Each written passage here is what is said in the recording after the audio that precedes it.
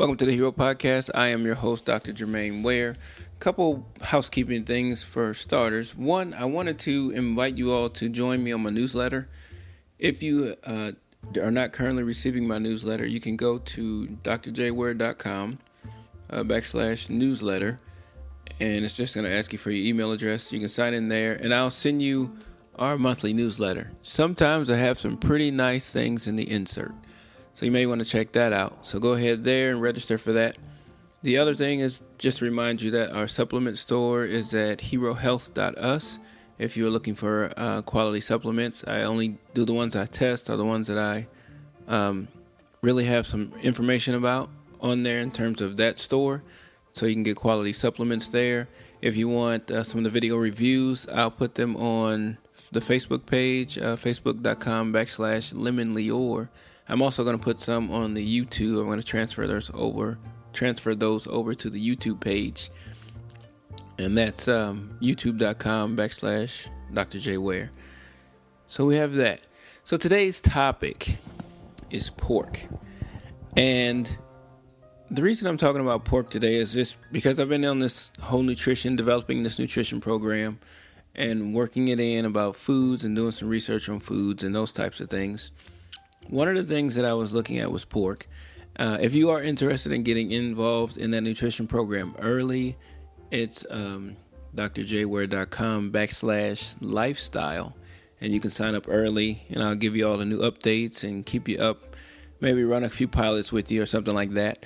But back to the pork. What I was doing with that is just kind of researching pork in all its forms. I'm talking ham, pork chops, pork roast, bacon, pepperoni, salami, bologna, all those different types of meats. And I became curious about its effect on people and their bodies and their minds and everything else. Myself, well, I stopped eating pork quite some time ago. I was about a sixth grader, I believe, under the influence of the early 90s, late 80s hip hop. And somebody was talking about not eating pork. And I was like, okay, well, let's try this out. So I asked my mom if we could stop eating pork for a week. So we stopped. No pork chops or anything like that, because I felt like we were eating it every day anyway. So I wanted to break from that. And like the next week when I tried to eat it again, it was no go. I was sick. I had headaches and stomach aches and everything else. It was just terrible. So from that point on, I had left pork alone altogether. So that was a long time ago. Then I began to study it later on and learn more about it, and I was so glad that I stopped eating it such a long time ago. Looking at pork, I always think about toxins in the body. And so what happens with a toxin in the body is your body's trying to preserve itself at all times. And so in order to shield itself from toxins, a lot of times your body will encase those toxins in fat, which a lot of people are trying to figure out why they have so much extra fat on their body, and it's all accumulated in certain areas, like your lower abdomen and your hips and on your sides of your waist. All that's like your body's trying to filter out or save itself from toxins, which is why it's important that when people are losing weight, they have to be careful how rapidly they're losing weight, because when you're losing fat and burning fat, your body's also releasing toxins, and sometimes you're having trouble releasing that weight because of the toxins.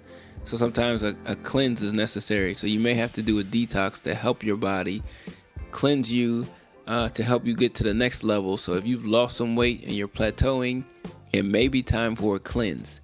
I think you all know about the cleanse that I offered, the metabolic cleanse. If not, drjware.com /cleanse. There's that there. And just to kind of help a person who's plateauing as they are losing weight, if you need to get to that next level and you've never done a cleanse is an excellent way to get your body cleansed out, get things pushed through, and get you moving on and upward to the next level. So there's that. The other thing about pork is that it's a theory of mine, so no one go calling the FDA or the Pork Society or whatever it is about me. It's a theory of mine But I'm wondering, well, I did a lot of study with insulin and diabetics and all the other stuff because I have several, people in my family lineage that deals with diabetes, type 1. And so we're looking at how insulin affects the body, where it comes from, all these different things. So I've learned in my research that the insulin that a lot of people use comes from the pancreas of pigs because it's genetically, I guess, similar enough that your body can understand it. And in doing that, I'm starting to wonder if the insulin is that close, how is it that eating the meat, is that confusing your body at all in terms of the DNA, the genetics? Is that confusing your body? And is that a precursor to perhaps autoimmune diseases for some people, where your body is turning on itself because it can't distinguish itself from a foreign substance? So if you have, pork, which is kind of a toxic substance in most cases, especially if it's not cooked properly, and then you have that which seems similar to your own DNA and your own genetics, is that the confusion that would cause some people's bodies to go into this autoimmune process? Just a theory, something I was wondering about. I'm a curious mind, so there's that. The other part about it is that I understand, pork is easy. I understand it's quick, it's cheap, or affordable rather, and it's plentiful. But is it something that you really should be eating? I can't say yes to that question. Is it something that could be affecting your health? There's a strong possibility that it could be.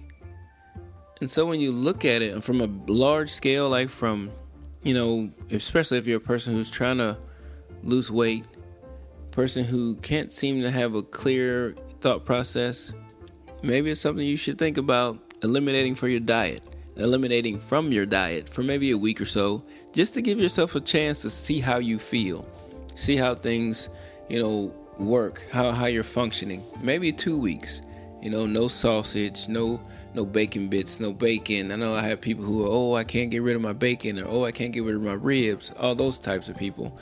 For those of you who are those people, just give it 2 weeks and see how it goes.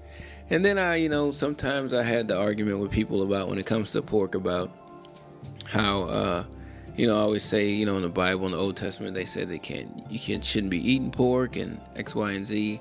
And then there's the argument of, well, Jesus said it was all right to eat in the New Testament.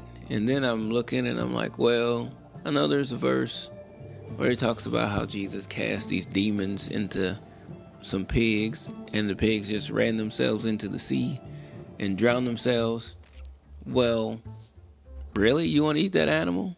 The one that demons were cast into? So there's all kinds of arguments you can have about pork. My challenge for you is for the next 2 weeks, no pork whatsoever. Substitute with fish, substitute with chicken or turkey, and just see how your body reacts to it. See how you respond. See if your body starts shedding a few pounds. See if you feel lighter. See if your thinking is clearer. Just check yourself. See what happens.